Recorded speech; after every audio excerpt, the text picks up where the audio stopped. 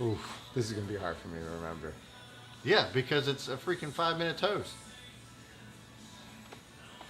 I'm going to screw it up. And if I screw it up, I'll do it at the end. I'll do the next one. I'll do a different one. All right. Okay. Best man speech. Here's to you, best man. Mm-hmm. Let this be your guide.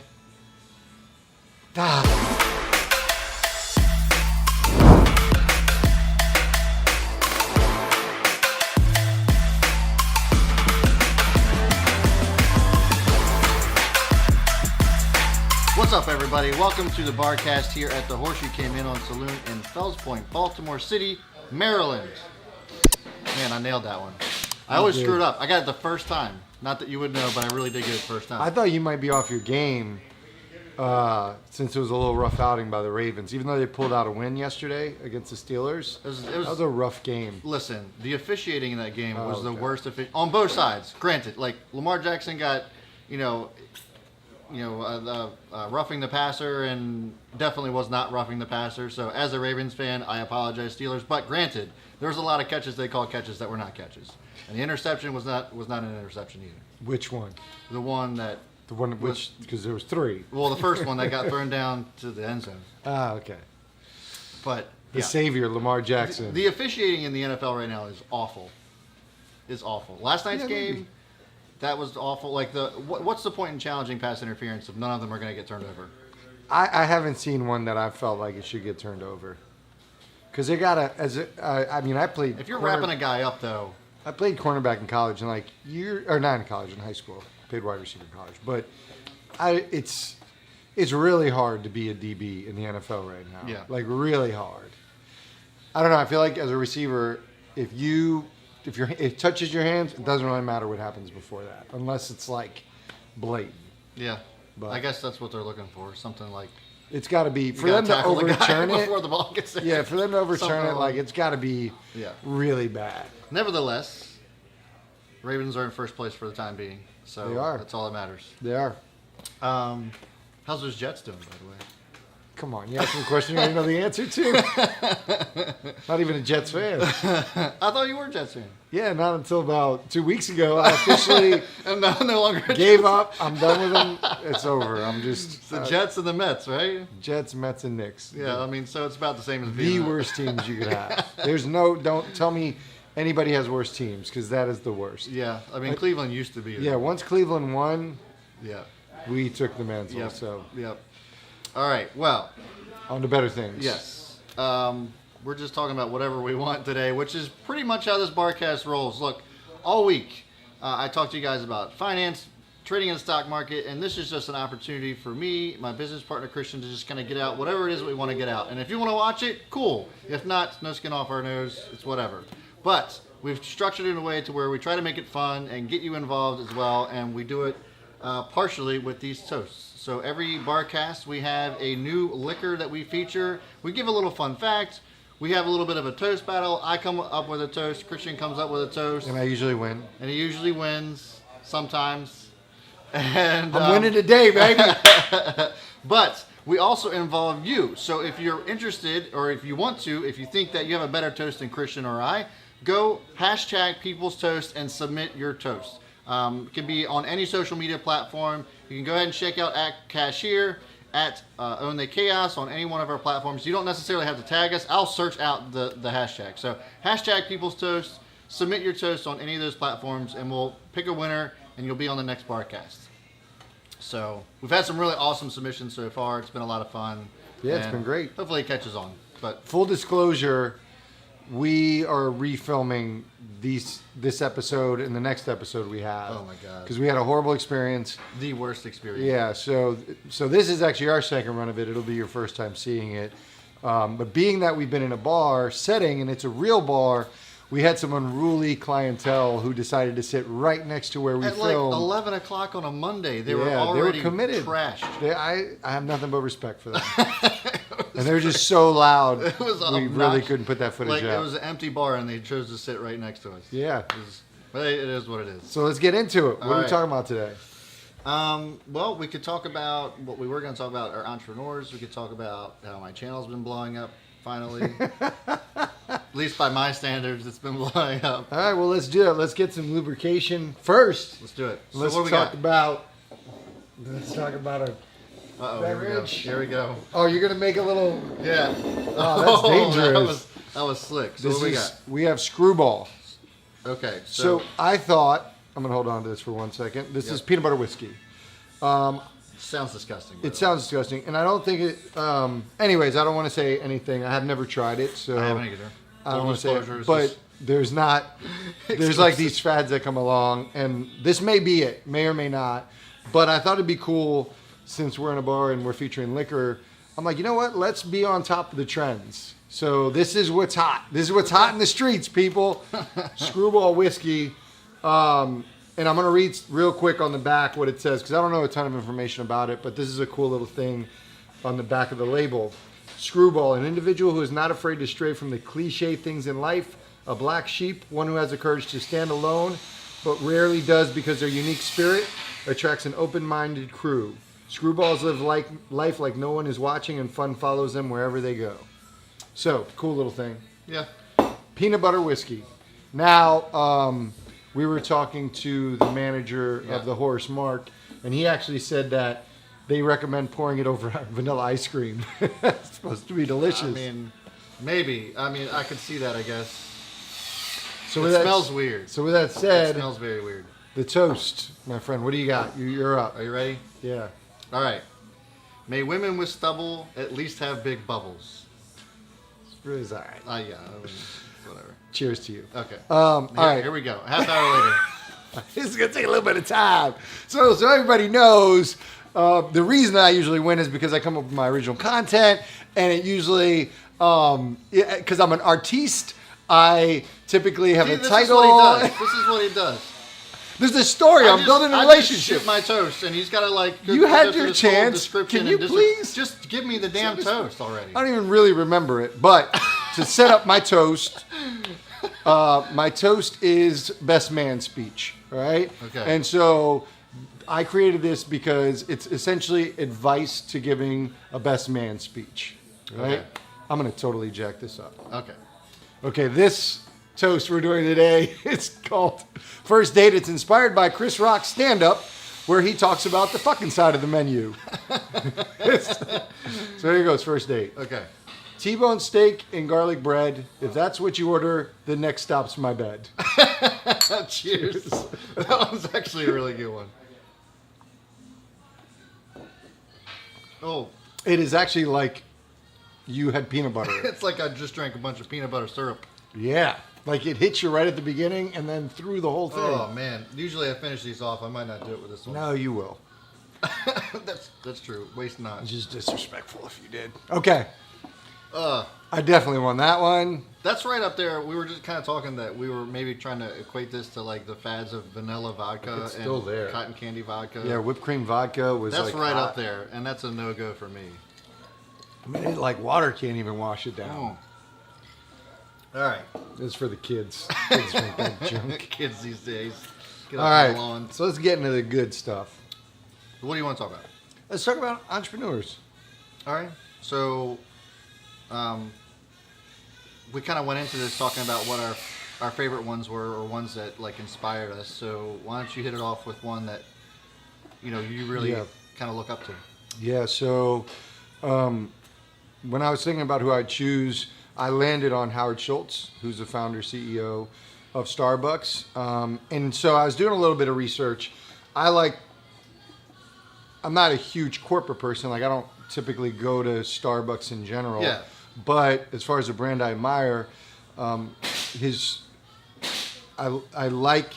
I really only knew about sort of how they treated their employees and their sustainability model and their corporate social responsibility. So Yeah. all that stuff was really cool. But then upon research, like I was looking into like his story. He's technically not the founder. They consider him the founder because when he took over the brand, he launched sort of the coffee, the serve coffee style. But I'll tell you some cool information about the company and it'll lead into why he really resonates. The company built resonates with me. So he started out of college. He became a Xerox rep, which I feel like as copier reps really popular for people to do. From there, he ended up working for a coffee maker manufacturer. Yeah. And so Starbucks was one of his accounts. So Starbucks existed in Seattle as just a roasting company. It wasn't like a cafe. You wouldn't get cups of coffee. Right. They were just a roaster. And so he became connected with them, ended up going a couple years later, becoming their director of marketing. So when he worked as director of marketing, he went on a trip to Milan. And in Milan, he noticed that all these cafes where people were having coffee, they were like on every street corner. And they were really, it was like a community where nobody knew each other, but still they were part of some kind of community. Yeah. And he kept seeing the same faces go in there. So he's like, wow, I need to bring this back. Brought it back to Starbucks. I think at this time they may have had 6 stores or something, but they decided to pilot it at their flagship store. And so they pilot this coffee served to go or whatever, served on the spot type coffee, which went well, but the original owners decided against moving forward with it. They thought it'd convolute the brand, confuse it, and it was just too much work. They were also buying Peet's Coffee, so they were going in that direction as well. I forgot about Peet's Coffee. Yeah, so the owners ended up deciding to sell Starbucks after he left. So Howard Schultz left because he's like, I really believe in this brand, created his own brand, which I told you the name before. I think it was like Il Giornale or something. He started this idea, ended up having multiple units himself, and then when this opportunity to buy Starbucks comes around, he must have bought it for it was like between 3 and 6 million. He ended up raising Which funds. is like pennies. Yeah, now, right? Yeah, but at the Crazy. time he had no money. Right. So he ends up raising funds, takes over Starbucks, rebrands his current shops into Starbucks, and from there, that's kind of like all she wrote. Yeah. And I think they went public like a ridiculously short amount of time afterwards. I feel like it was like 5 or 6 years they went public after he became Really? the, It was the that CEO. soon? I think so. Man. I got to double check. I'm sure your what subscribers that will was call me out. interesting. Yeah, leave a comment if we're wrong. It's whatever. They're always right. But it was interesting that you said that because, I mean, it's very much started as a West Coast thing. Yeah. You know, a Washington area. When I was in Alaska, it's interesting that you brought up about the the little shops in Italy, because in Alaska they're like that.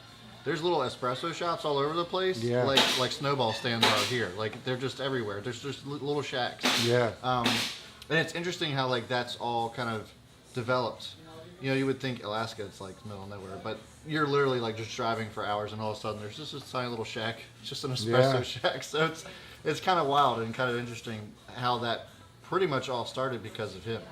Yeah, and his philosophies are really what I resonate with. So his company was the first company to ever offer full-fledged benefits for all employees, including part-time. So 20 plus hours, you had an opportunity to get benefits. They offered basically free college. They partnered with Arizona State to offer a program where college was covered if you were an employee. So he did all these programs that he got a lot of heat from his board but they ended up being the reason why they are who they are and why people work for them. And a lot of people don't realize, and I think it's a surprise to you, that Starbucks isn't a franchise. They own them all. Now, with the exception of some European locations or some international locations, they had toyed around with the franchise model, but largely they're all, over 95% of them are owned by the Starbucks company. That's something you don't see a whole lot of. Something with a company that large, with them deciding not to go that route, and Starbucks are everywhere. Yeah. That's interesting. Is there a reason why they decided to go against the whole franchise? Yeah, so it was just the idea of he felt like he would be no longer in control of the culture and the experience. And particularly, what resonates with me is what I talked to you about is sort of my philosophy is treat your staff like you want them to treat your best customer. He has a similar philosophy where he was talking about when he built Starbucks, it was the leaders and managers' job is to focus on the people experience and make sure they have a great experience, because only then can they deliver a great experience for the customer? Yeah, and it just plays into everything that we've always talked about when it comes to, competing on relationships. Yeah. The only way that you're going to be successful is if you can actually make some sort of connection with the people that you're serving. Yeah. And, I mean, it sounds like he figured that out a long time ago before a lot of people did. That's pretty awesome. Yeah, they definitely started that trend and set those wheels in motion. But, I just actually started listening to a podcast, like interviewing him, and it's just cool hearing him talk about how he came up with that. It's the people part is really what resonated with me, and the relationship part that we always talk about. Yeah. So for me, it was Charles Schultz. It's interesting about the whole franchising thing because I want to go back to Howard that. Schultz. Howard Schultz, yeah. Charlie Schultz. But with the whole franchising thing, he was afraid that he was going to lose his culture. But it's interesting how Chick-fil-A's done that, and they've embraced the culture. All of their franchises are like the same. You go into any Chick-fil-A, and you're going to get crazy service. Mm-hmm. People are going to connect with you. It's always, it's always the same thing, no matter what Chick-fil-A you're at. So I guess there's arguments to both sides of the story of how to manage it in the right way. I mean, I understand the point of franchising, but I also kind of respect the fact that he chose not to do that, to kind of keep it all in house almost. Even though it is quote unquote corporate America type business, it still gives you that feel of that personal connection that makes that small town feel still, even though they're all over the place. Yeah, for sure. And I mean, franchising, when a company decides to franchise, it's basically saying that the business of making money off of others starting their business is worth more than them running the business, right? Mm-hmm. So a franchisor, they make money because your revenues, because you're deciding, they're in the business of helping people start businesses, but they don't put skin in the game. Right. That person brings a bunch of money in, so that's where, it's a great model as far as money making, low risk, high reward, because you have a proven model. Register. Yeah, but Starbucks is they're taking the more challenging route, in my opinion, because you're responsible for all of them and keeping control of all of them. Yeah. And obviously, the risk is higher because you're putting more capital forward with it. Right. But it's like I said, it's I respect that big time. Yeah. I didn't realize that. Really cool stuff. So I wanted to kind of. We don't have a whole lot of time left, so I was going to go into mine, but maybe we'll just save it for another. Hell no. You don't want to? Okay. Yeah, go into yours. All right. Well, mine was not a whole different end of the spectrum, but it's not in the food service industry or anything like that. It was, but one of my favorite entrepreneurs that I look up to and I aspire to be like is Dave Ramsey. Yeah.